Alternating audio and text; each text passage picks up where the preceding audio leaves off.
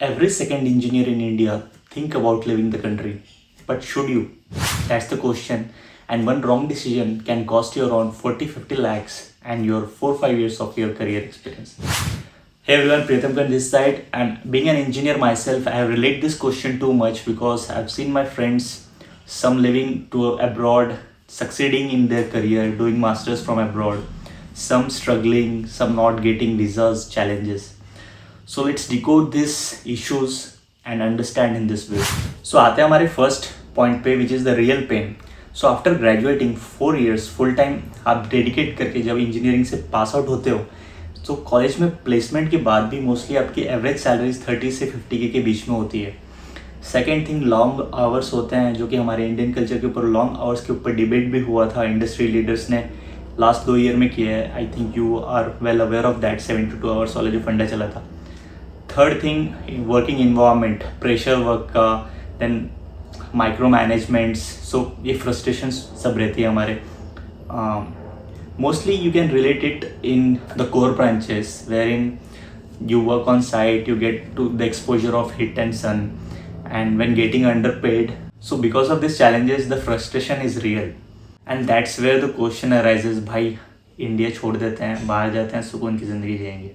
But let's decode this in this video. आई समझते हैं. Second part, why abroad looks attractive. So because of mostly आपके दोस्त लोग भी जाते होंगे, जो मेरे दोस्त लोग भी गए हैं. Yes, they are having a better packages than compare to India, no doubt in this. बढ़िया पैकेज है, क्लीन इन्वायरमेंट है, कंट्री में क्लीननेस, सिविक सेंस बेटर है आउटसाइड थोड़ा हमारे कंट्री के कंपैरिजन में. Not all the countries but mostly countries जहाँ पे इंडियंस जाते हैं फॉर स्टडिंग अब्रॉड और doing the job.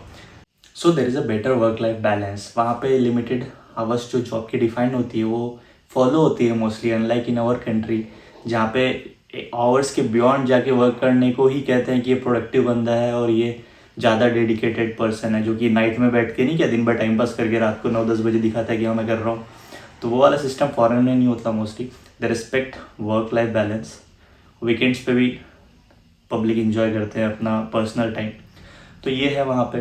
And then overall in aspect point of view से जहाँ पे भी जाते हैं मोस्टली कंट्री डेवलप होती है, तो वहाँ you get better infrastructure, better environment, clean air मिलता है, पानी साफ़ होती है. ये सब बेसिक नेसेसिटीज़ जो होती है वो कंट्री की बाय डिफ़ॉल्ट आती है, apart from the regular job and other things.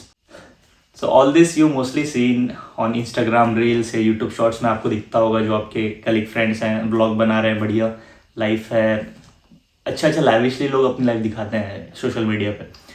तो 100% वो ट्रूथ नहीं है, थोड़ा चैलेंजेस भी है, वो भी हम डिस्कस करेंगे इस वीडियो में. Coming to our part 3, that real truth that nobody openly talks about. तो द रियल चैलेंजेस जो हैं, चलिए अब उसके ऊपर बात करते हैं. So getting a job abroad is not easy. You first need to have an good experience, at least 1 or 2 years of solid experiences, which helps you getting placed in the foreign countries, specifically in USA, Canada और Australia, जहाँ भी आप जा रहे हो. तो यहाँ पे क्या होता है कि डायरेक्ट आप फ्रेशर हो, मास्टर्स कर रहे हो, तो चैलेंज आता है बहुत बड़ा. यस, एक्सेप्शनल हमेशा रहते हैं. जो टैलेंटेड पर्सनस हैं, टैलेंटेड स्टूडेंट्स हैं, वो इंटर्नशिप्स वगैरह करके, मास्टर्स करके पैरेलली स्किल्स डेवलप करते रहते हैं, सर्टिफिकेशंस करते हैं, तो उनके लिए ईजी है. बट एक्सपीरियंस मोस्टली मैंडेटरी होती है आप masters which adds value to your profile in getting placed. Second thing, visas के चैलेंजेस होते हैं. अब वीज़ा अनसर्टेनिटी जियोपॉलिटिकल सिचुएशन और कंडीशंस के ऊपर भी डिपेंड करती है. ट्रम्प भाई साहब आए हमारे, उन्होंने कितने चैलेंजेस लाए हैं पिछले कुछ समय में, वो आप जानते होंगे.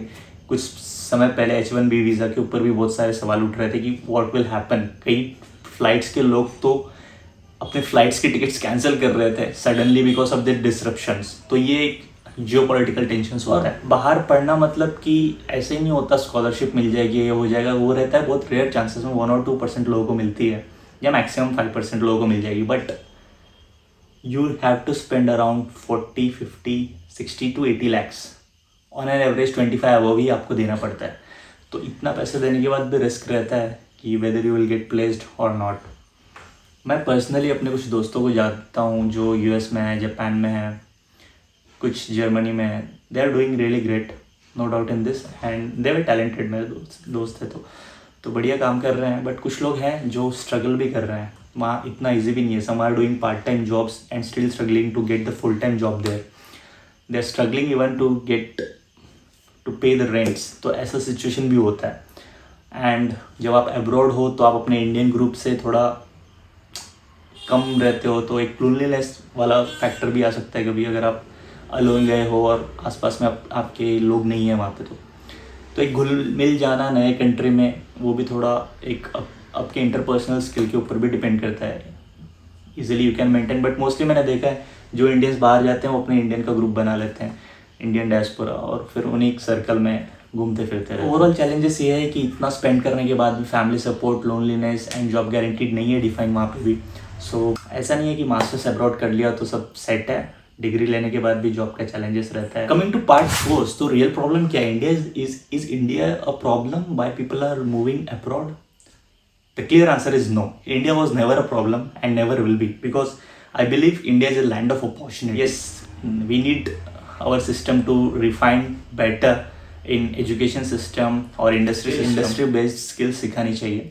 थोड़ा practical exposure ज़्यादा होना चाहिए compared to theoretical which is much in our case.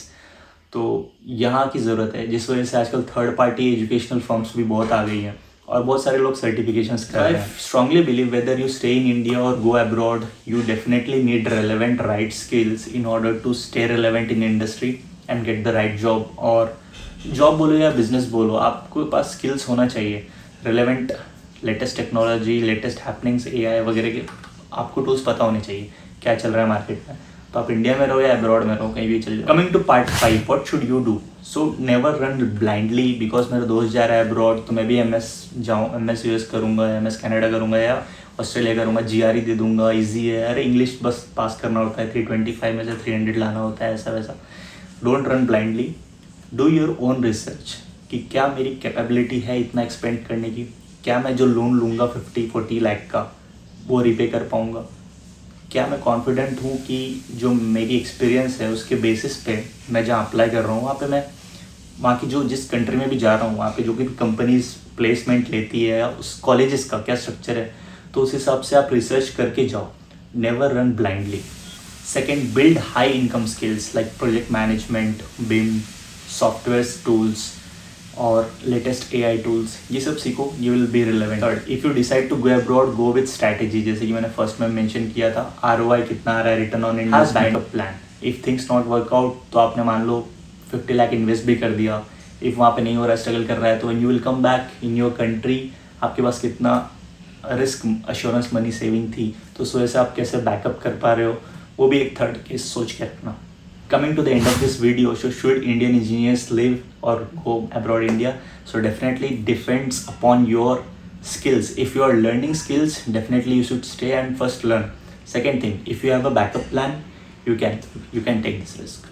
So if you want real practical, real insight about the industry, real career guidance, real our country economics and relevant trend, do subscribe to the channel, because here we don't sell dream, here we don't motivate, here we talk about the reality, ground reality, which matters every Indian. India does not lack opportunities, we lack clarity.